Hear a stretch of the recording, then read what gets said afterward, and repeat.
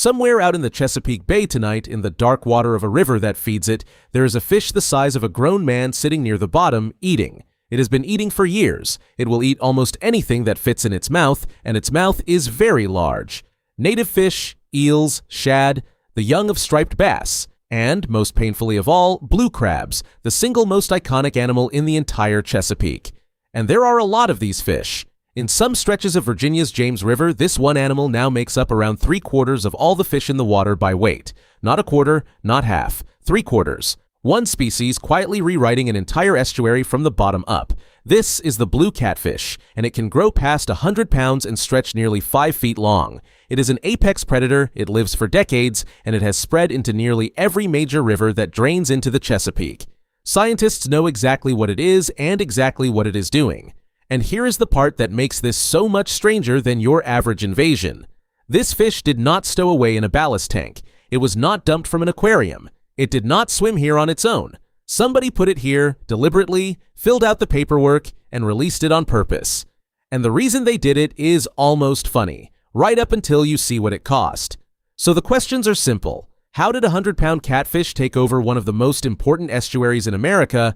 Who decided that was a good idea? And why, decades later, can nobody undo it?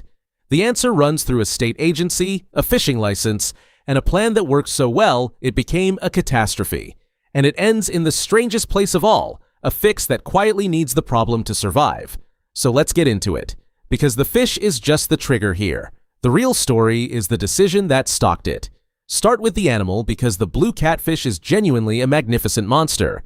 In its native range, the big rivers of the American Midwest and South like the Mississippi and the Missouri, it is a legendary sport fish, the kind that grows to enormous sizes and puts up a fight that anglers travel across the country for. The Chesapeake area records now run past 100 pounds, and fish over that mark have been pulled from these waters.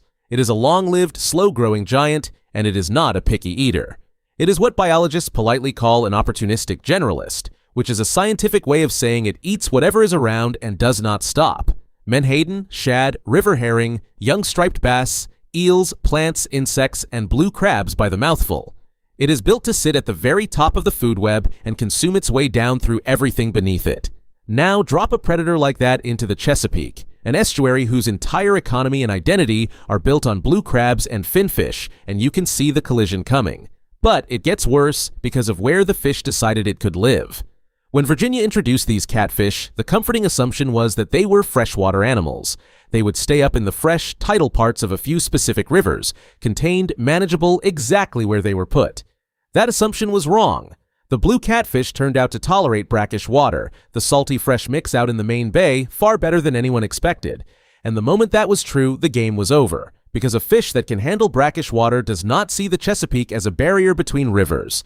It sees it as a highway. From the rivers where they were stocked, they simply cruised out into the bay and up into river after river after river, colonizing nearly the entire watershed.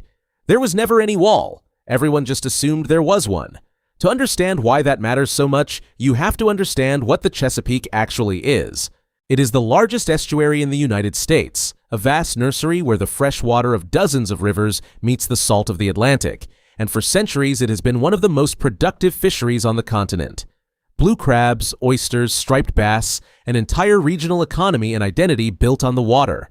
This is not some random pond that nobody would miss. It is arguably the most valuable estuary in the country, and the blue catfish cruised straight into the middle of it and started eating the inventory. Which brings us to the part nobody at the time wanted to dwell on, where these fish came from. And it is not a story about an accident, it is a story about a plan. Back in the 1970s and into the 1980s, wildlife managers in Virginia deliberately stocked blue catfish into the James, the Rappahannock, and the York rivers. The goal was completely reasonable on paper. They wanted to create a trophy sport fishery. Anglers love catching enormous catfish. A healthy sport fishery sells fishing licenses and brings money into the region, and the blue catfish was a proven giant with a devoted following elsewhere in the country. So the state introduced a big charismatic game fish into a few of its rivers to give people something spectacular to catch. And on its own narrow terms, the plan was a smashing success. The fish did not just survive, it thrived beyond anyone's wildest projections. It grew fast, it grew huge, and it bred like nothing they had accounted for. That is the thing about deliberately introducing an apex predator to make fishing more fun. It does not read the memo about staying in its assigned rivers. Virginia went looking for a trophy, and it got one, and then the trophy got loose in the whole Chesapeake and started eating the bay. And the reasons it became permanent and unfixable come in three parts, and they escalate. The first reason is the raw ecological math, and it is brutal. This is an apex predator with no meaningful predator of its own here, an enormous appetite, and a very long life. When one species climbs to 3/4 of the fish biomass in a river, that is not a healthy ecosystem with a new member. That is a takeover. Everything the blue catfish eats is something a native species, or a commercial fisherman, or a crab was depending on. Researchers who have cut open blue catfish to see what they had been eating essentially found the whole bay in there, a grim little inventory of menhaden and herring and shad and over, blue crab. The animal is almost a swimming audit of everything the Chesapeake is quietly losing. It preys directly on the blue crab, the animal that half the bay's culture and seafood economy is built around, and on the menhaden and river herring that everything else in the food web relies on. It is not just competing, it is sitting on top of the entire system and steadily converting it into more catfish. That alone would be a disaster.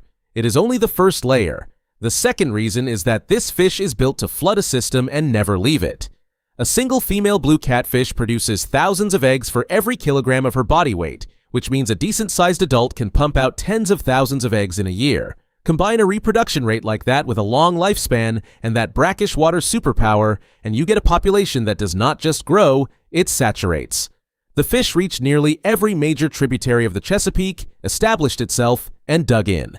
And once an animal is that abundant, that widespread, and that fertile across an entire connected bay system, the honest truth is that you are never going to remove it.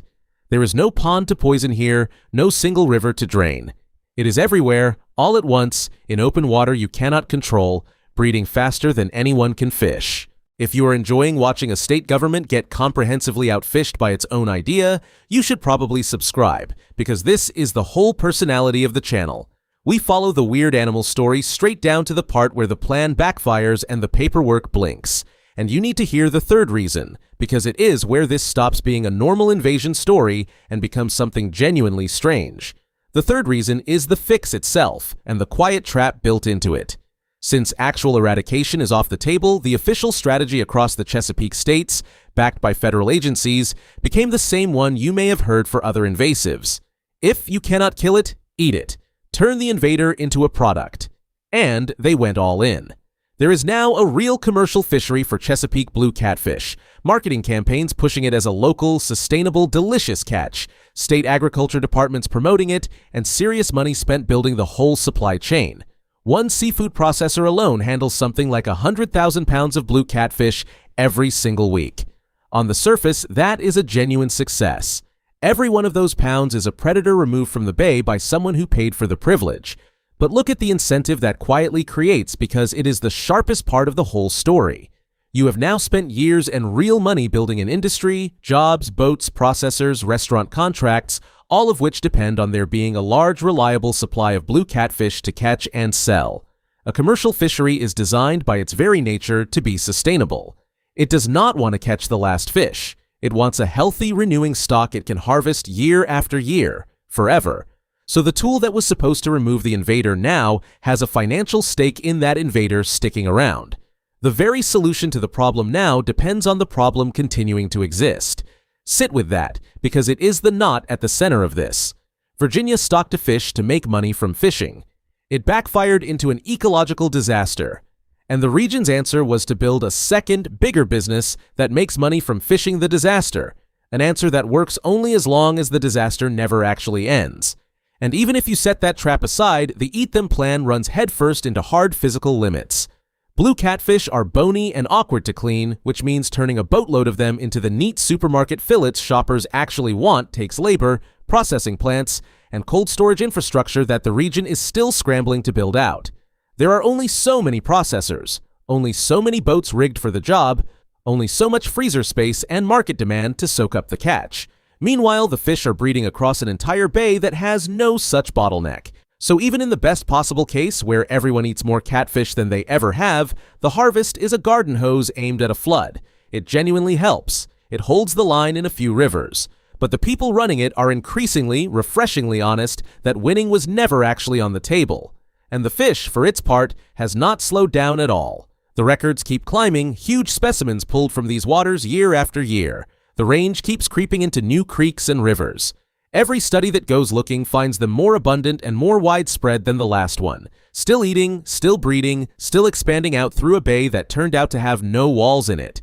And of everything on its menu, it is the blue crab that stings the most. The crab is not just another line in the food web here. It is on the license plates, it is the summer ritual of newspaper-covered tables and wooden mallets. It is the seafood the entire region sells itself on.